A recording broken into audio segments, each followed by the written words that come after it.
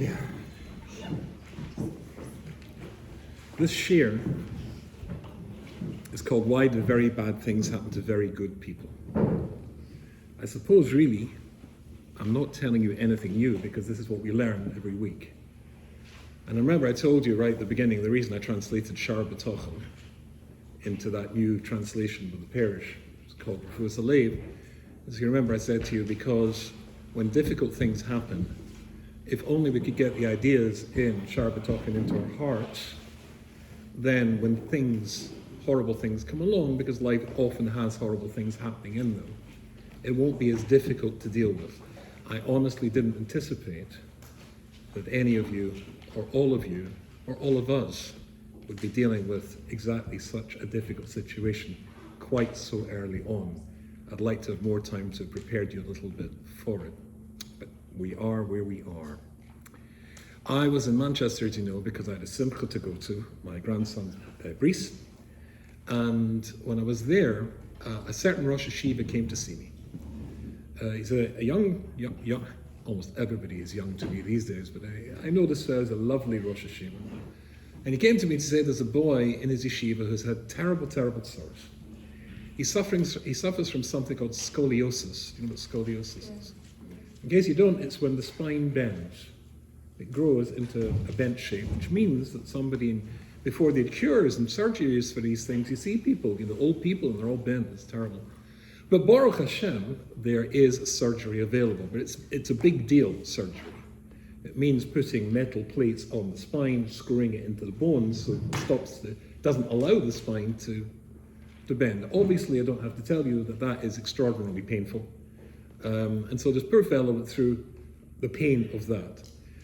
So when he was recovering 3 weeks later, he was driving to the hospital to have a checkup when somebody crashed into the back of his car, smashing everything that had happened, all the surgery that happened to his back.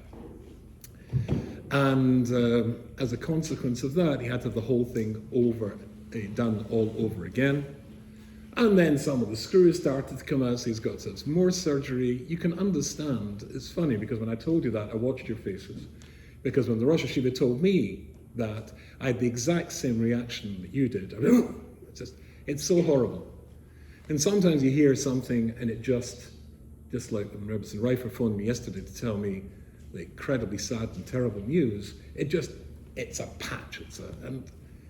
And many of you I know, and have already been told and can see it in your faces, are in shock.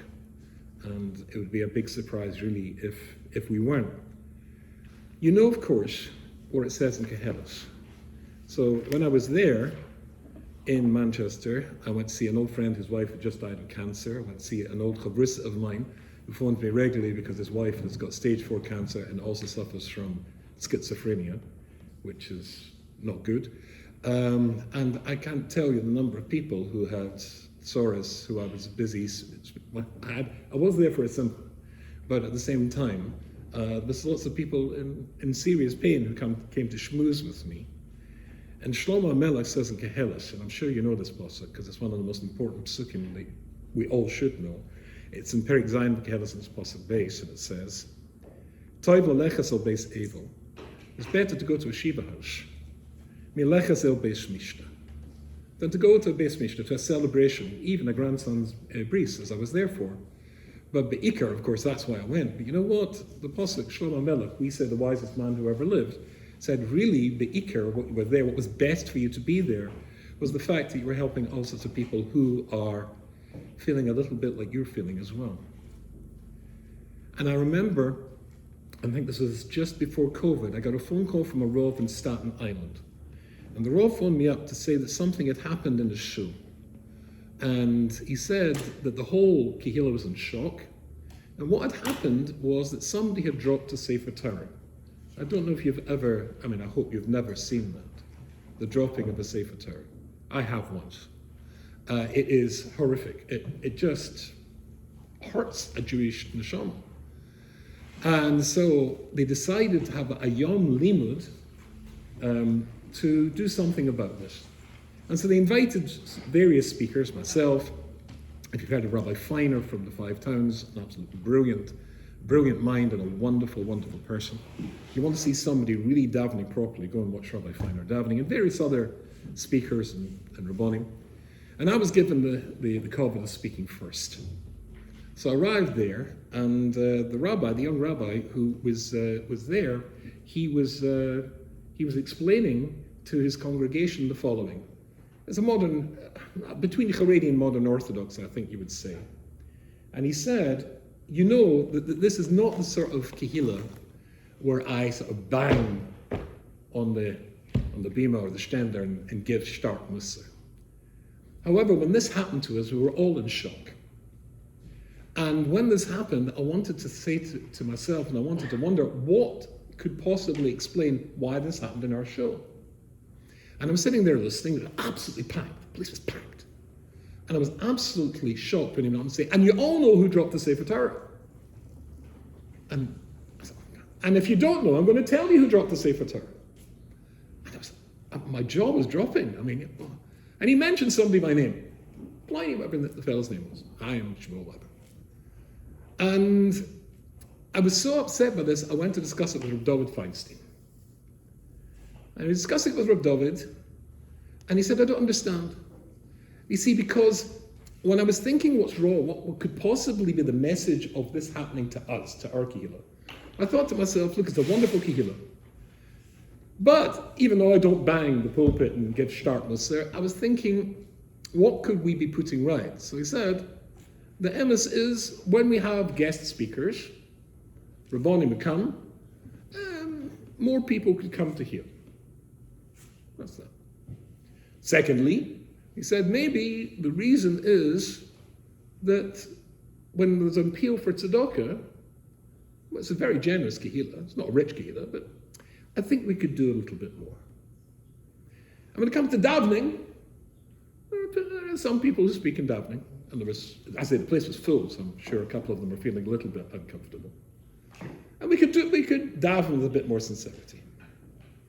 And the reason I tell you that, and the reason I tell you who it was and remind you who it was that dropped the Sefer Torah, is because this fellow, Shmuel, none of these three apply to him. He davens perfectly. He's always in shul first. He's the last to leave. When it comes to tzedakah, he's not a rich person, but he's always the first to put his hand in his pocket and give whatever he can. And if a guest, darshan, like a speaker or Rav comes to give it, he's always the first sitting in the front row. So I couldn't understand that. All the people in the shul to not drop the Sefer Torah is the person who upholds the Sefer Torah in his whole life, in his ganze Leben, more than anybody else. So why was he the person that dropped the Sefer Torah? So Reb David Feinstein in an instant said, well, it's obvious. Because had it been the case that anybody else had dropped the Sefer Torah in the shul, people would say, yeah, because he talks during davening. That's because he doesn't give enough money to tzedakah. It's because he doesn't come to hear shirim as guest speakers. But when it happened to David, to Shmuel, then they had to turn around and say, no, it's not him. The message isn't him. The message is me. And I think we all know enough that when something happens in our life that touches our lives, and that's really what you're feeling, nobody here, I think it's not escaped your notice that people pass away. But the reason that it really is a patch and it really is a shock to all of us, it's somebody we know, it's one of your sisters, we learn Torah together, and that touches us. And when it touches us, then we feel it. And that's part of the reason that it happens. There has to be a taitzah. There has to be a maskana you reach when something happens in your life. From a Beis HaMikdash being destroyed, which we remember every year, to somebody you know who is in pain, who you like, who's a friend of yours, one of our chevra, one of your sisters. It has to be something that touches your life too. What's the message for me? I remember, I used to work for an organization called Or Sameach. And Or Sameach used to do an annual trip to Eretz Yisrael. I wanted to go on this trip. So there was two rabbis in charge of Or Sameach in the UK. I was in charge of Or Sameach in the north of the country. And somebody, a very dear friend of mine called Rabbi Danny Kirsch, was in charge of the Or Sameach in the south. And Danny told me that he was going out to teach North America in the summer. Would I come along? And there was a trip to the north of Eretz Yisrael. Interestingly, at the time of the Gemara, most Yidden lived in the north of Eretz Yisrael. Did you know that? Not in the south. And I, like probably you, and almost every Haredi Jew does the exact same thing. You arrive at Tel Aviv, and you get into the taxi, and you go to Yerushalayim, or you go to Bnei Brak. But the north of Eretz Yisrael, we very rarely point our cars in that direction. And the trip was to the north of Eretz Yisrael, and I very much wanted to go on the trip. So the deal was, if I said Shirim, I got a free trip to the north of Eretz Yisrael, to Galil, which was Ishmak. We had something on that trip, an essential ingredient which you need for any trip to make it a success. What is that? If you want a successful trip, there's one essential ingredient you need, and don't say food. You need a guide. You need a guide. You need somebody who's like, and we had a guide. Never met the fellow before, called Chaim Sidor. And Chaim Sidor was an incredible fellow. He had 1 million stories, and he knew just everywhere we went, stories about the place, who lived there, the history of it, and he brought the whole thing to life. It was almost like not just going to the place whenever this was in 1997. It was as though we'd traveled to the place in 1897 and 1797. It was all the whole thing. And these stories were amazing. So I said to my friend, Rabbi Kirsch, I said, this fellow is astonishing. Incredible. He's fantastic. His stories are so geschmack. He said, that's nothing. Get him to tell you his own story.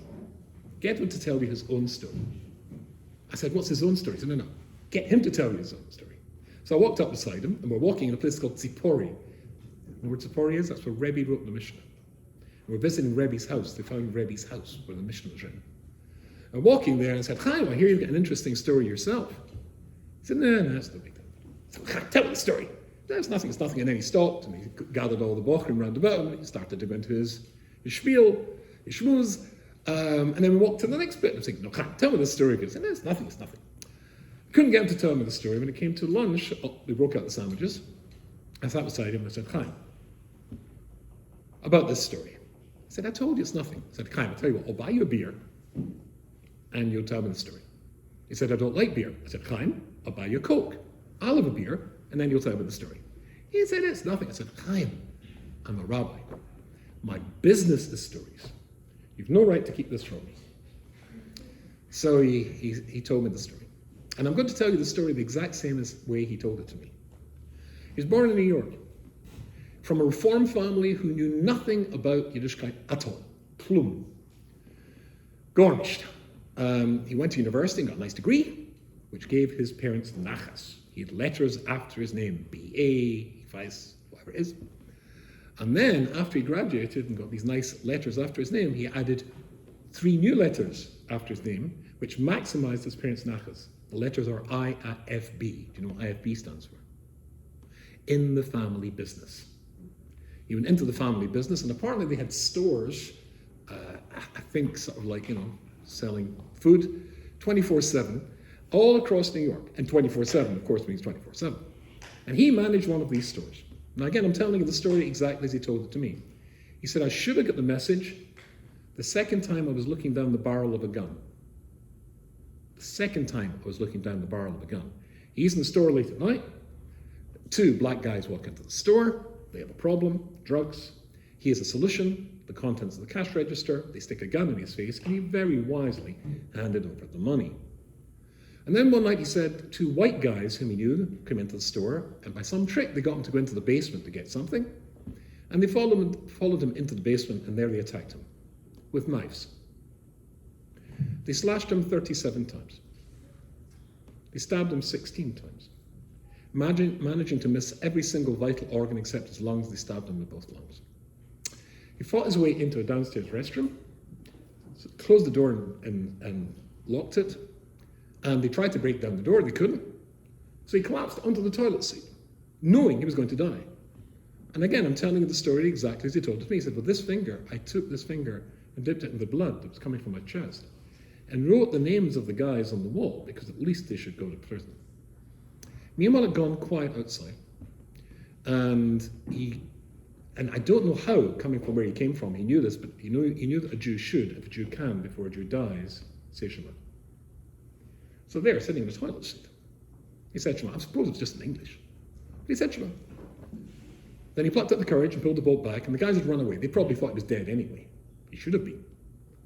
He managed to get out across the floor, and there was an emergency fire door which he tried to open and escape when they were attacking him, which he couldn't get open. Now he managed to get open. He staggered one block down to where there was an all-night cinema, movie house, and he fell on the floor. When you go in there, there's a little lady comes rushing out, and he says his name, and he gives his father's number, and she phoned 911, and they took him to the nearest hospital. And when the doctor looked at him, he said, there's nothing we can do. The police were delighted, because the statement of a dying man in New York state law is irrefutable in court. And say they got the statement from this guy, and off they left him there to die. His father phoned the hospital, and the doctor said, I'm sorry, Mr. Seidor, your son is dead. Nearly dead, but not dead. So half an hour later, him and the local Reform rabbi turn up to pick up the body of the dead son to find his son is still alive. So again, I'm telling the stories he told it to me. They rushed around the hospital, and after half an hour managed to find 2 junior Jewish doctors who were willing to take on the case, and they fought for 9 hours and saved his life. He said the hospital was a very horrible place. I don't know which hospital it was. Public hospital. And he wanted to get out of it as soon as he possibly could. They told him it would take him 6 months to recover. After 2 weeks, he wanted to go. Now again, interesting, in New York state law, here's an interesting fact. If you sign discharge papers, they're going to let you go. But you've got to be able to stand on your own 2 feet when you sign the papers. So somehow he struggled, and he managed to get to his feet, and he signed the papers, and he went home. And indeed, it took him 6 months to recover. And when he was well enough, and physically recovered enough, he wanted to get out of New York. New York had such terrible memories, such nightmares for him. And he traveled around the United States of America. And he just got part-time jobs in various states. He actually ended up in Las Vegas, dealing cards in one of these big casinos they have there. Eventually he ended up in one of the southern states, I can't remember which one, in a town, I only remember now part of the name, it was White something other. And when he arrived, there was only 2 other Jews living in this town. He made the 3rd Jew. And there was almost no blacks living in the town, which is very unusual. Outside the town, there was a big university, a liberal university, and the black students at this university, this college, they wanted the university to invite a famous speaker of the civil rights movement to come and speak at the university. He was called Stokely Carmichael, and I assume you've never heard of him, but you will have heard of various other people from that era, Martin Luther King, etc. Although he was quite a gentle fellow, this guy was not a gentle fellow. And they wanted him to come and speak. The university, very keen to establish its liberal credentials, okayed the invitation. And so my friend, Chaim Sador, heard that this famous speaker, this black speaker, was coming, so he and one of his Jewish friends went, huge auditorium of the university, to hear the famous speaker speak. And so on the stage, there was all the vice-chancellors wearing their robes and all the various machers of the university. The front rows are full of the black students who are kvelling like crazy, they're heroes there, and there's this guy called Stokely Carmichael and his chevra on the stage. And eventually the vice-chancellor stands in front of the audience and says, ladies and gentlemen, it's a privilege for us today to welcome Mr. Stokely Carmichael. And this guy walks up, everybody stood up, massive applause, standing ovation.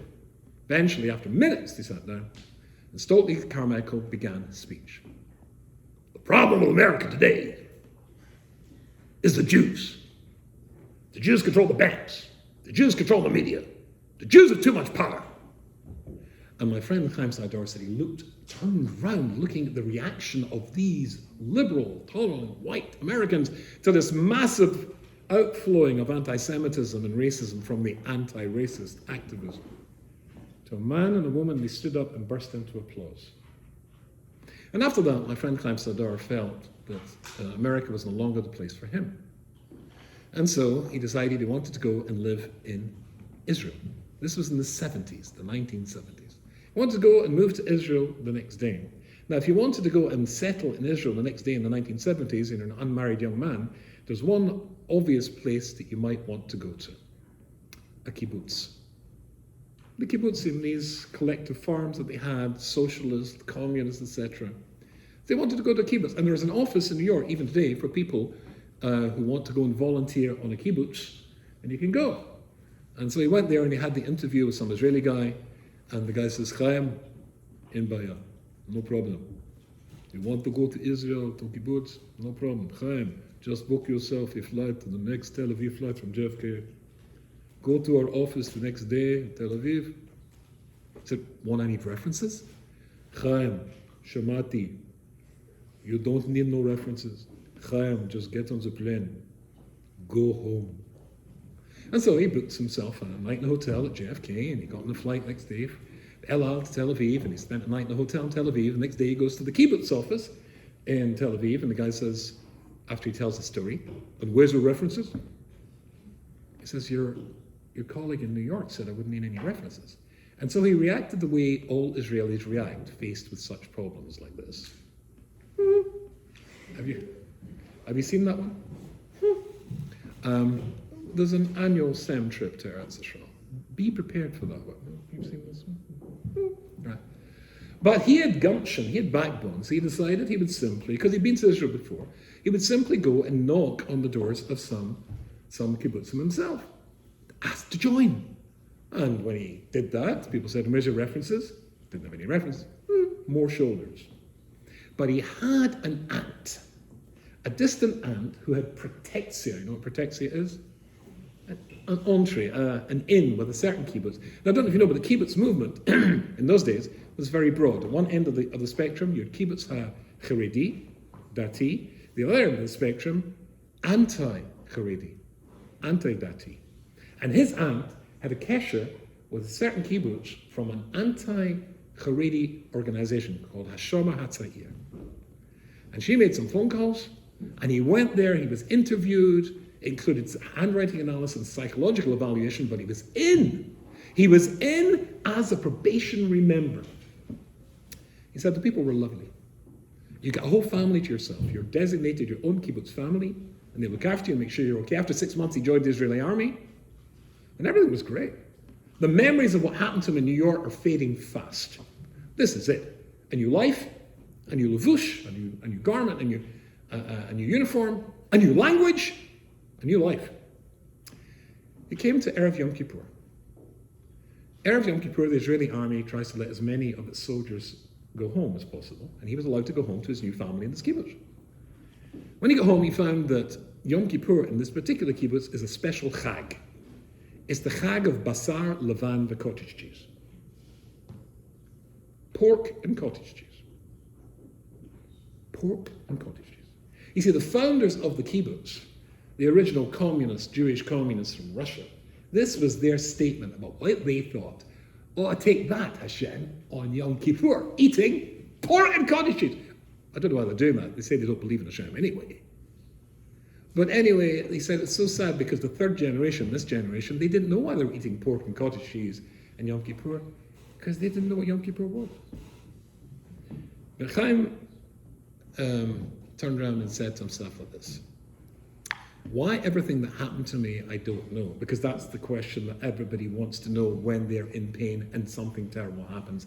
Why me? Why am I going through this? He said, but one thing I know for certain, I didn't go through all of that to come to Eretz Yisrael and become a goy. And that led him in a different direction, because a friend of his had started an yeshiva called Or Samech, which was just in an apartment block, an apartment building in Yerushalayim in those days, and his friend had been trying to get him to come for a Shabbos, and so now he came for a Shabbos, and he stayed. He should have been back in the army base, but he stayed, and the Shabbos became 2 Shabboses, and then 4 Shabboses. And then after 2 months, he started putting these things on a yarmulke. And when he went back to the army base 6 months later, they took one look at him, realized he was mentally ill, and gave him a dishonorable discharge. But that's the shiloh that we always want to know when something nasty happens in our lives. Why me? Why am I going through it? So what you should ask, why? Is there any message for me? But so, and of course, as I told you before, we've learned this together, so Moshe Rabbeinu said. Hashem sends him the shlichus to Parai, and things get much worse. But Yoshev Moshe el Hashem, and Moshe goes back to Hashem, but Yoma Hashem, Lama Hari Ois Lama Zeh. Why have you done terrible things to the Jewish people? Why are they suffering so much? Lama zeh shalachthani, what's the point of sending me? From the moment I came to Paro, to speak in your name. Worse for the Jewish people? And you've not saved the Jewish people. That's an expression of how a human being reacts to pain. I guess that's an expression of maybe how some of you are feeling. Let me read you something interesting. This is an email that was sent to me on the 6th of June in 2011 from Providence, Rhode Island. I'd done a Shabbaton there, and on the Sunday morning there was a little boy who was putting on his tefillin for the first time. But there was no daddy there to put on the tefillin for the little boy. And so there was a granddad. But the Zaidi obviously hadn't a clue how to put on tefillin. I think the last time he put on tefillin when he was 13. And I was the guest rabbi. So I went up to the little boy and I said, can I help you put on tefillin? And I had discussed putting tefillin on to the little boy. This lady, the mother of this little boy, was very moved. And she sent me an email, and I'm going to read you the email. And she's got very good English, this lady. Thank you. My children in tow, tucked in as best I can. When it comes to those who kindly help, isn't it remarkable how modern technology has made the process of suffering easier? My community in Rhode Island has formed Mamish, an assembly line. My Rav, Reb David Cohen, in New York leads when I lack courage. He demands it of me. When I vacillate, that's when I'm not so sure, he course corrects. He makes me straight. When my older children are frightened, he talks to them. When my heart breaks, my friends in Lakewood and Yerushalayim comfort me. When a dose of inspiration is needed, a plane carries over the great ocean the likes of you. How fortunate I am. My question is then, how did the previous generations manage to suffer without having an iPhone? And Hashem, line. Hashem. You know, I once asked Rabbi Avram Tversky, Shlita, a shaila, about which I'd suffered much pain. I asked if it's normal to have doubt. Not just nagging suspicion, but moments of raging avalanche.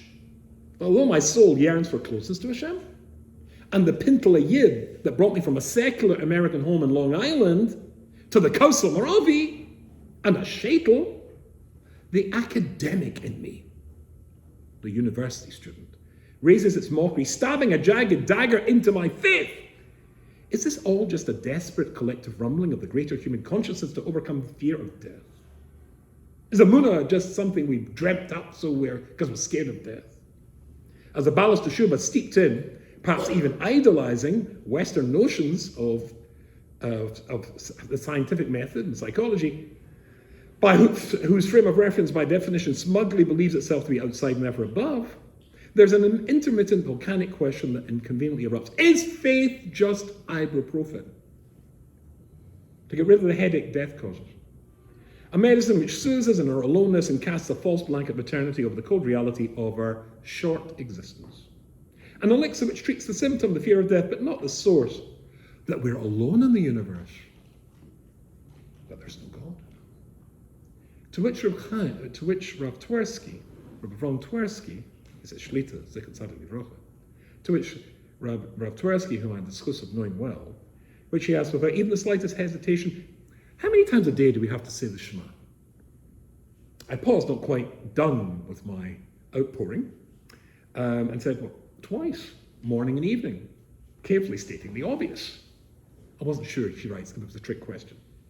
Why, he asked. Why do we say Shema in the morning and the evening? Well, to remind ourselves that God exists and that He's one. I was embarrassed to respond, since clearly the Rav knew volumes more than I. Why should we have to remind ourselves? Don't we already know that Hashem exists and that He's one? The answer was the product of many years of graduate study at university, she says. The Rav pursued by pause. If we know it so well, why do we have to say it not just once but twice every day? Does that make any sense? He continued, Mrs. Cohen, we say Shema twice per day precisely because it's normal to doubt, to be confused. So normal that we must remind ourselves both in both our state of consciousness as soon as we arise and face our day, as well as to prepare our subconscious mind before we sleep. We need to affirm and articulate the Shema throughout our entire psychological being, precisely because we doubt it as a constant force. Your doubt is quite normal. Meditate on the Shema, soothe your worries, strengthen your faith. That's the life's work of every Jew, not just you. It's a very powerful letter. In other words, when David HaMelech said, Keli, Keli, lama ozavtani, do you think he believed that? What he meant was, I don't see it. I don't get it. I don't see it. Lama, hurry oyster, lama's it. Why have you done terrible things to these people? That was what the Jewish people were thinking. Moshe was just saying it over.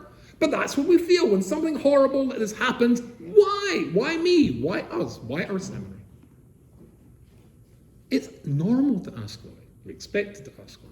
And look for answers. It might be the tefillah, like in that show with the fallen Sefer Torah, could be better. It might be we could do more in our tzedakah. It might be doing more in our Torah. Whatever. But why is a good question? It's a normal question. And of course we feel confused and frustrated. We don't know the answer. Sometimes it takes a long time to find an answer. My brother-in-law, my little grandson, who I just named, I just had exclusive naming. I don't care about being Sadiq. I like to name my children. He's called Reuven Svi. And the one that I didn't get to see, remember I told you the story, they didn't let me on the plane.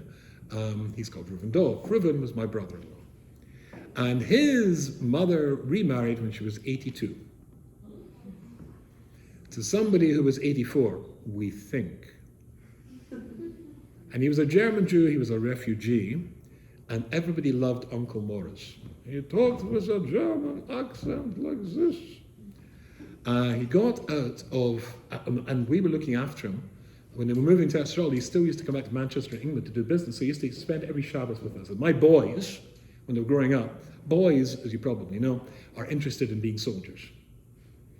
I don't know why. They like killing things. And so one of them said to Uncle Morris once, had he ever been in the army? And he said, in which war? In the First World War, I was in the artillery, the German artillery.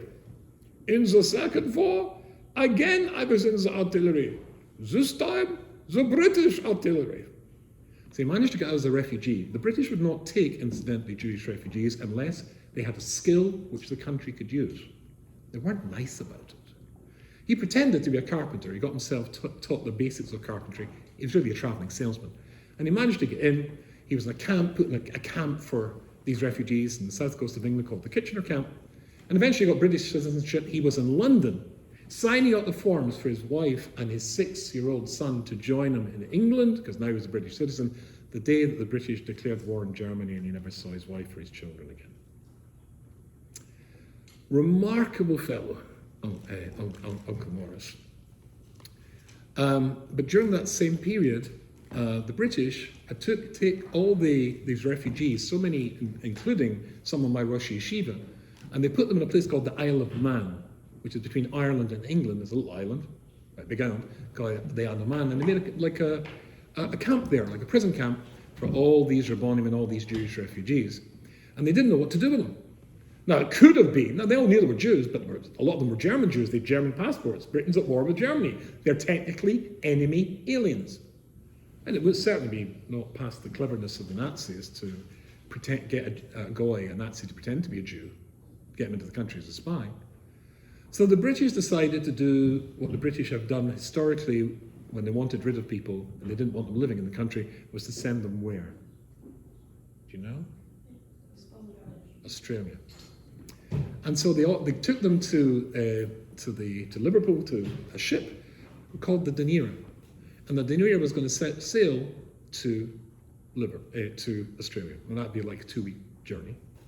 And of course, it's through oceans with German submarines, U-boats, patrolling. But the problem was, how were they going to get them there?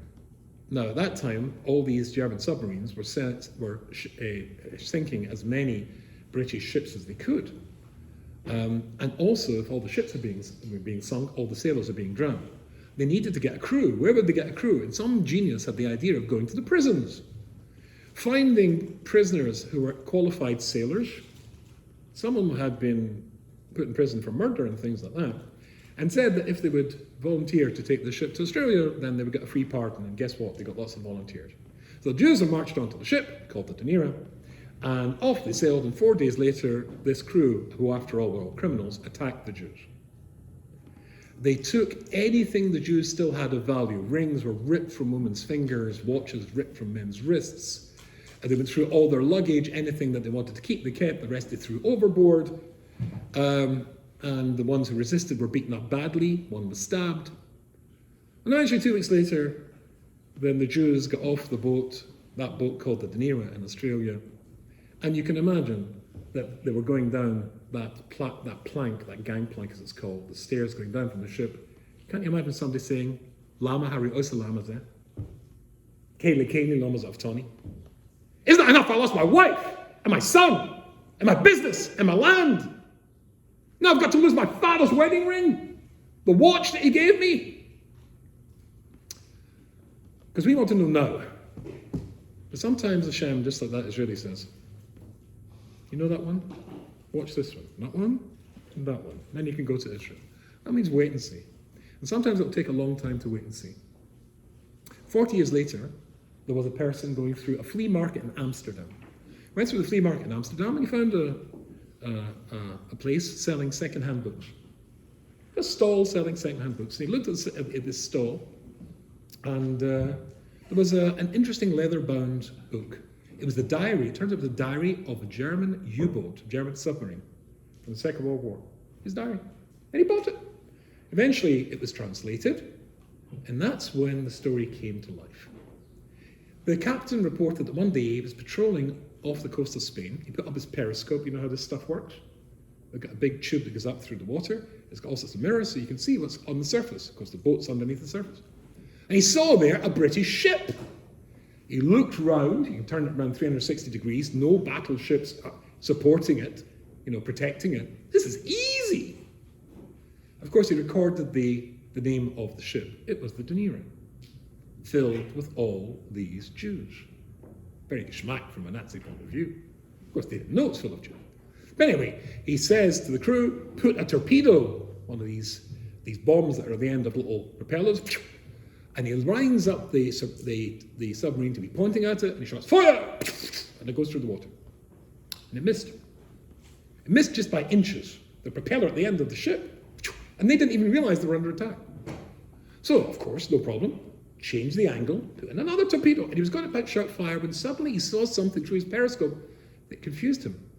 Because bobbing up and down on top of the waves was all the sort of garbage you find floating to the surface after you sink a ship. But here was all this stuff floating there, and they hadn't sunk a ship. So the ship's gone merrily on its way. So he orders the ship to the surface, the U-boat to the surface, and some of the sailors quickly grab some of the things that are floating on the surface, suitcases, and he takes them down below, and they open the suitcases, and when he opened it, he says, Mein Gott. Mein Gott.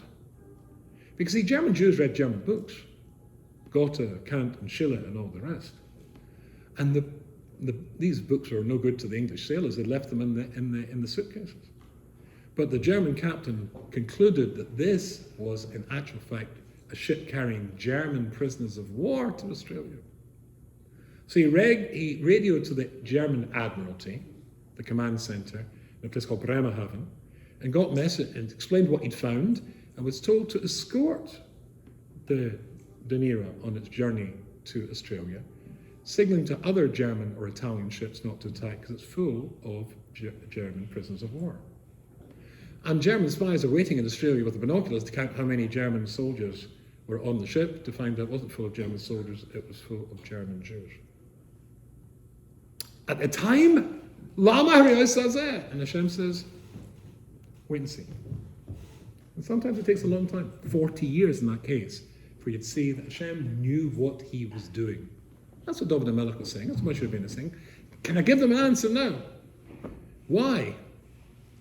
Sometimes you have to wait and see. I used to often say Shirim in Amsterdam, in Holland, and when I was there once, there was one of my Talmidim was getting married, and I went to the wedding. When I got to the wedding, there was a Rabbanisha table. I was sitting at the Rabbanisha table, and in came a fellow who a was in yeshiva with me, and I hadn't seen him for about 15 years. Let's call him David. His real name was Chaim, but let's call him David.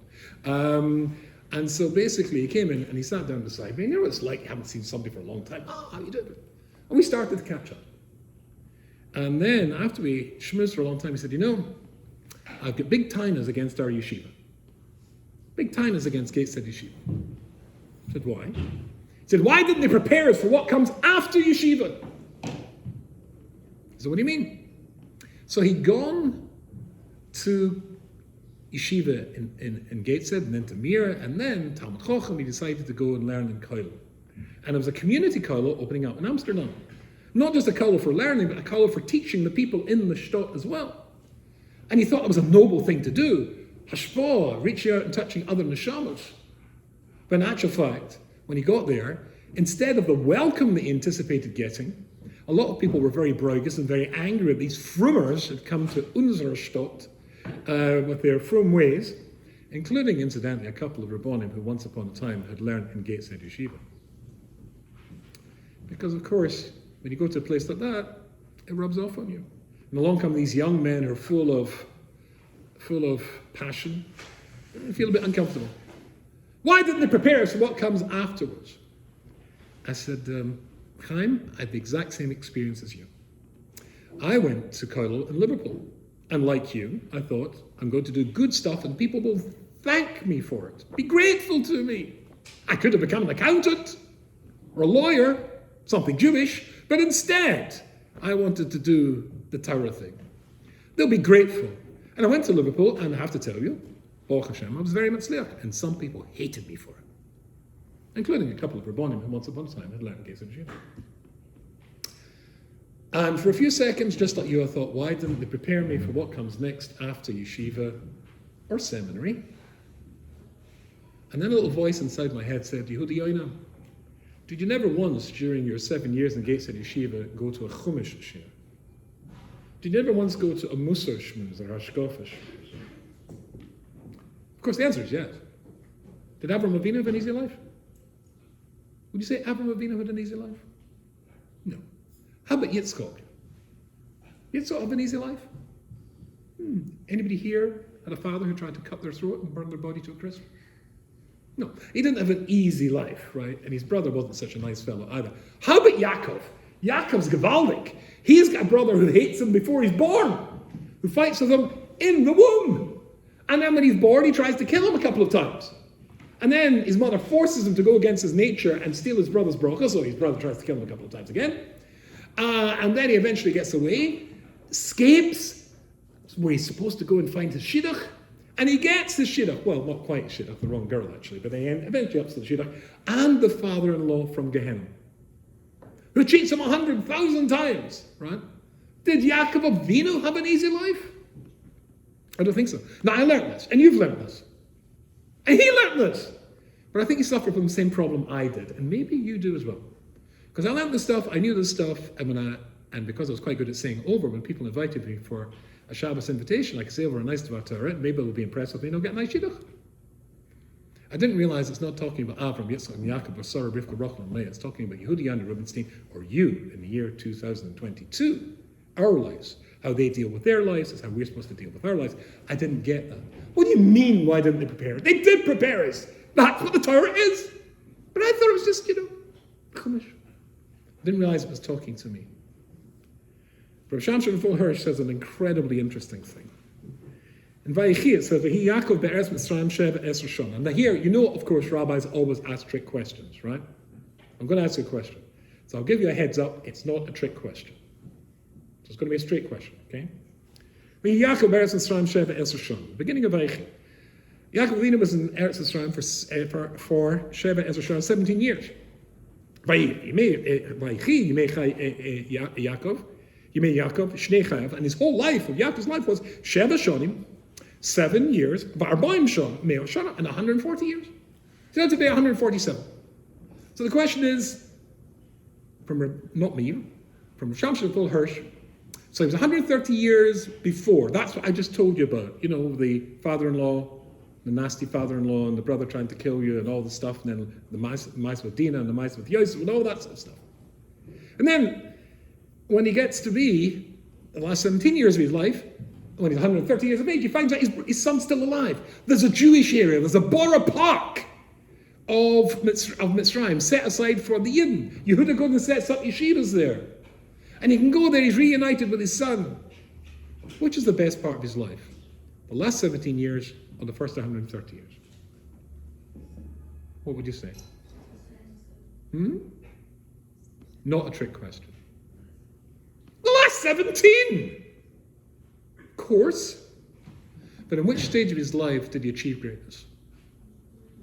In which stage of his life did he become so great, faced so many tests, passed so many tests, that Hashem says the name Yaakov is no longer sufficient for you. You have to have a new name and a new Madrega, Yisrael. In the first 130. In the tough times.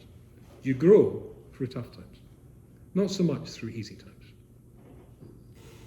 Rebbe and Zipporah Heller,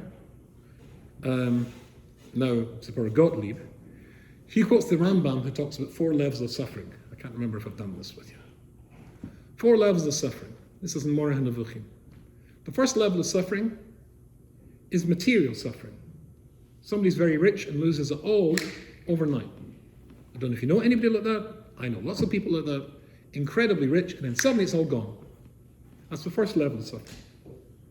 The second level of suffering, somebody was healthy and fit and strong, and suddenly the person, God forbid, gets cancer or a heart attack or a stroke or something, and all their vibrancy is gone, all their health is gone.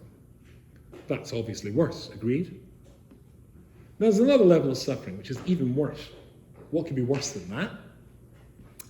It's called, in English, vicarious suffering. Vicarious suffering is when you suffer for somebody else.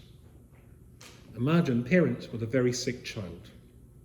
It's easy to imagine the mother and father watching the child being wheeled into the surgery room, and davening with maybe more sincerity than they ever davened to Hashem before in their life, and saying, Rabban Shalom, give it to me. Let it be me. So that's the next level of suffering. And the worst level of suffering, says the Rambam, the 4th level, the worst, no suffering. No suffering. Let's see if we can figure this out. Look, we all know, you all know, we're all here because we're here for what's called tikkun. We all have certain milas. We all get certain chesronos. Our job is to grow the milas and to get rid as much as we can of the chesronos. If we do that, we've done a good job. So imagine somebody who was very, very rich and loses all their money overnight. Over to you. Give me a negative reaction to losing all your money. Give me an example. Yes? Giving up, never getting up, and going and making money. Depression? Like depression? Yush. Depression, absolutely. Depression can sometimes, Rahman Islam, be very near to what? Suicide. Anything else? Losing all your money? Anger. Who are you going to be angry with? Angry with yourself for investing in that stupid company you shouldn't have invested in. Angry with the stupid company who stole your money, right? And of course angry with Hashem, because of course he's always going to get the blame, yeah.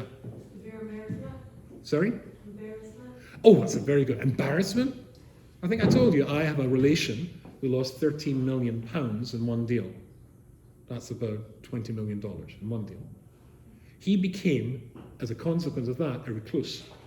He never left his apartment for 3 years because he knew that his friends knew that all he had left was £13 million. Well, let's face it, could you face the world? Do you think I'm here talking to you today if you knew that I only had £13 million? Because of that thing. So yes, embarrassment, shame. Okay. Give me positive reactions to losing all your money. Give me positive reactions to losing all your money. Trickier. Yeah. Sorry? It's not my life? What do you mean? You mean the money's not your life? Yeah, there's other things in life. What's the phrase in the poem? The best things in life are free or something like that? And I certainly come across that my youngest son is friendly with the youngest son of the richest Jew in England. He's worth a huge amount of money. And billions. And he told my son once, I don't know who my friends are. I don't know who my friends are. Do people like me because they like me, or because I'm going to be a very rich guy one day? You never know. This way, the important things in life are not related to money. Any other things, good things to losing all your money. You might get in touch with the real things in life, like your children. I know somebody who's an incredibly wealthy fellow. He used to be very friendly with him and his wife. He's got no time for relationships. Whenever I used to go and see him, he just got home from work, he had one of these sort of things in his ear. He was constantly on the phone. We'd be talking to the wife in the kitchen. He'd come and say, hi! He's downstairs in the gym, but he's talking business on the phone. He's all over the world. What's the name of my son again? Begins with a Sheen. Shimon? Shmuel? He's not there for them. You might actually get in touch with your own kids. It might be a humbling, not an embarrassing situation, it might be a humbling situation. And you'll find your real friends. A whole lot of negative reactions, a whole lot of positive reactions. Who decides which way it goes? You do. I suppose somebody was very healthy and very vibrant and then loses their health. Negative reactions, please. Well, certainly anger from before. And then depression, easily. Anything else? Fear. Is that twinge? Is that a heart attack again? Another heart attack? Fear? Anything else? Negative reactions to losing your health? Then they said years before, depression, all of that. Positive reactions to losing your health. That's a nice one. Yes. Appreciating everything that you do have. Very good. Appreciating everything. I'll tell you a story. There was a lady in Canada, she had a heart attack. And she was rushed into hospital. It was a Jewish doctor who was called Dr. Rubenstein by coincidence, not a relation of mine, which was a tragedy for him. But anyway, so basically he was looking after this lady, and so he stabilized her and everything. She was in the hospital, and he made sure everything was set up. He went home, came back the next day, and he's walking down the corridor. He sees people rushing in and out of a room. When he gets there, the poor woman had another heart attack. They tried this thing, they put the defibrillators on the chest, that sort of thing. They fire a zillion volts through them, the body jumps up, and the screen went, boop, flatline. Tried again, nothing had worked. So they got there, have you done this, have you done that? Put on the defibrillator, they tried again. So they put the paddles on the woman's chest, fired another gazillion volts into her, boom, beep, flatline, boom, beep, boom, boom, boom, boom, beep. He was going to give up, he tried one more time, boop, and suddenly, beep, beep, beep, beep, beep, beep, beep.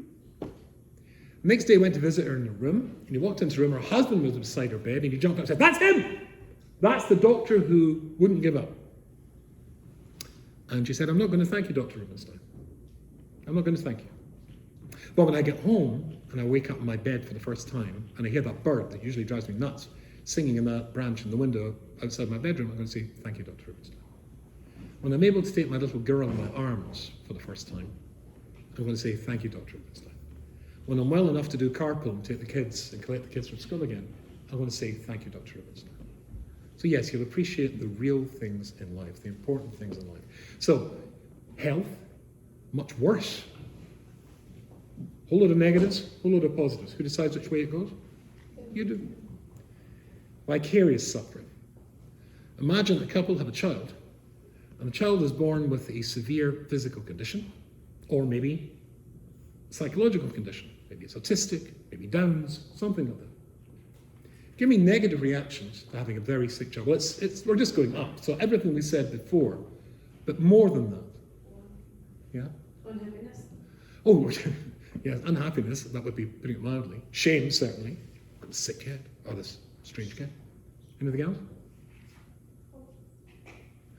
You might reject the child. Some people do. Some people do. You might reject the child. You might reject each other. If you find out the reason this kid's born with that particular condition is because your husband or your wife has that particular condition, or carries the gene of that particular condition, you might have inside your head a voice saying, it's her fault, or it's his fault.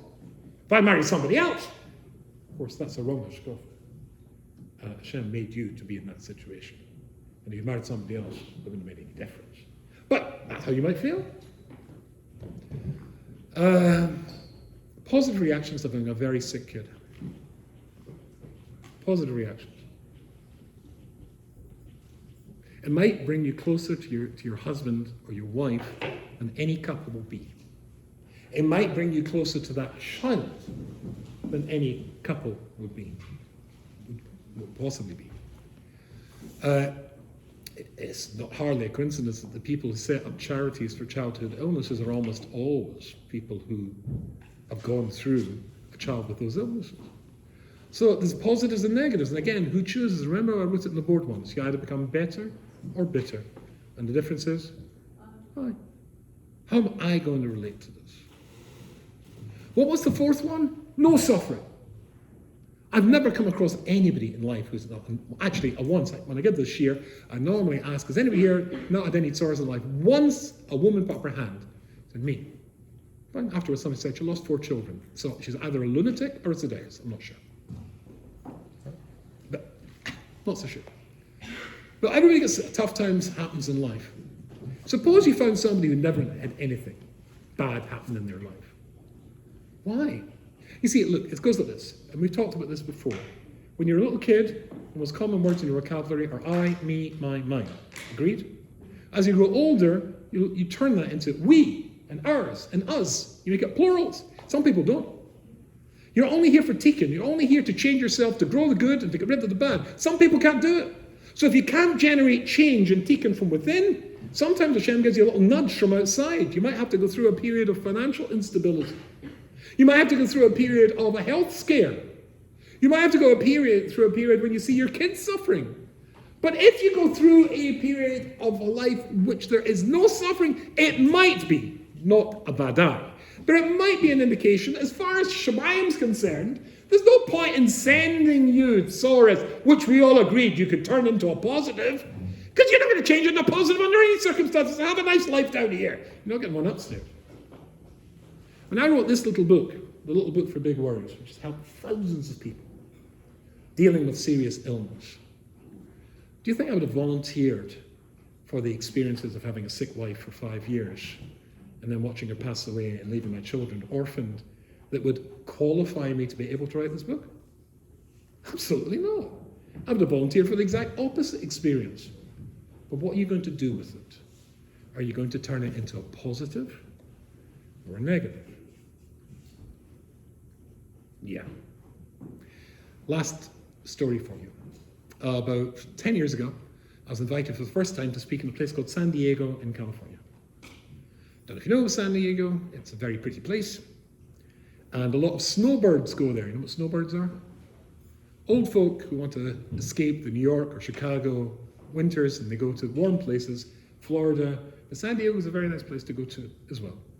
So there's 2 Orthodox shows in San Diego. There's the big one, can't remember his name, and the small one, whose name is, also can't remember. And I've spoken in both a couple of times. The rabbi is a very nice rabbi in the small show, can't remember his name. But anyway, so we're sitting at the front, rabbi, guest rabbi, and that's me. And it's quite a small show, probably not much bigger than this Beis Medrash here, Beis Knesset here. And the seats, instead of being the way yours are, they were like that. And there was an old fellow there. Do you ever just see a face you just like? Do you ever see a face you just like? And this old fellow, I would say he was his early 80s, I'm guessing. He did one of those faces. I just liked that face. He had wrinkles and, he looked his age, but, big, shining, sparkling blue eyes and the most gorgeous smile. I just like this fellow. So I gave the talk. What normally happens is you send a list of shiurim, which you think might be appropriate, and the rabbi chooses. So I can't remember what I said Friday night, but Shabbos morning, before the Suda, when we all ate together, he'd chosen this shiur, the shiur we've just heard, this talk I just gave you. So afterwards we went in there, and the old fellow came up to me and said, Rabbi Rubinstein, I want you to know that everything you said about suffering was 100% correct. I was in 14 concentration camps, including Auschwitz, which is where I got this, and he held up his right hand, and these 3 fingers had been chopped off by an SS man who forced it into a chopping machine in a factory. And we schmoozed a little bit more, and he went away. And then another guy came up. The guy, he was younger, had more of an American accent, and he lived in Detroit. And he came there during the winter. He said, Rabbi Rubinstein, I'm supposed to be speaking this afternoon at Suda Shlishis. You've taken away everything I wanted to say. I was in Auschwitz.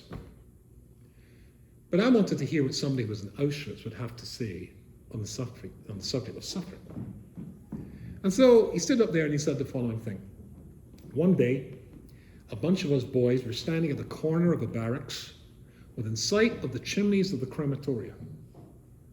And one of the guys says, I'm happy I'm in Auschwitz. I said, what? He said, I'm happy I'm in Auschwitz. He said, you're happy you're in Auschwitz? You're crazy, you're sick, you're Meshuggah. You're happy you're in Auschwitz? He says, no, I'm not Meshuggah. And if I wasn't happy, so where should I be? Still in Auschwitz. And sometimes you hear something which is so big that you just sit there for a while going, and when he said that, I just went, wow. And then he said, there is a posuk, and the posuk, I got this from the Gera Rebbe, the posuk says this, after Yaakov Avinu fights for the Malach, then what does it say? That Yaakov, it says in Vayishlach Lamed Gimon Yud Ches, and it says, V'yoba Yaakov Sholem Ir Shechem. So after he fights the Malach, Yaakov comes Sholem Ir Shechem, the city of Shechem, Sholem. There's something wrong with the Hebrew there. It should say El Sholem, Le Sholem, Shlema, but Sholem. So Rashi says there, Sholem, at that stage in his life, he was Sholem. He was perfect. And the Ger Rebbe says, no, he wasn't. He just fought with the Malach, and the Malach gave him a clap in his thigh, and he limped. It wasn't Sholem. But the Ger Rebbe says what it meant was he'd reached Shlemus because of that battle, and all the battles he's had in his life. That brought him to Shlemus. And then this guy turned around to this shul, about 400 people, and he said to them, the Gemara says there was somebody called Nochum Ish Gamzu. And whatever happened to him in his life, he used to say, Gamzu L'Toivel. And they all said, just like you, Gamzu L'Toivel. He said, you know how you read that Gemara? Gamzu L'Toivel. I'm going to make that good. I'm going to make that good. And then he turned around to these 400 people who weren't as frum as you and said to them, if you haven't suffered, you haven't lived. You haven't suffered, you're nothing. Because how else are you going to help people when they're suffering? Wow. Which takes us to us. So, for all of us, including me, we're all family. Why? Why am I having to give this year? I wanted to get you into all these ideas through the course of a year so you would all be protected from the pain and the shock and the horribleness that you're going through now. Why? Sometimes we have to wait and see. That's what you're going to do with it. Is it better or bitter? Is it a positive? Or chas v'shalom a negative? I know you're going to make yourself available at the Shiva. You're going to make yourself there as a friend. You're going to make sure you do and ask what's the right way to firzach in such a situation. It's a question of turning things into something good. I'll make that good. Why it happened? Don't know. And I went to see that boy who had all the things shattered in his back. I said I'd teach this to him. And I could tell you to look in Shara B'tocha in chapter 3, which talks about 5 reasons why Tzadik Baraloi, and if you remember 6 reasons, Rosh B'tovloi, we've learnt that, you even got an exam in that, and I thought, none of that's going to help you. That's what you feel here. But here you're just hurt and you're upset and you're shocked because it touched our lives. But if it touched our lives, it was meant to touch our lives so that we can think to ourselves, is it davening? Is it tzedakah? Is it Torah? Is it ben Adam l'chavero? What can I make this good into? And hopefully, we should never have to have another share like this.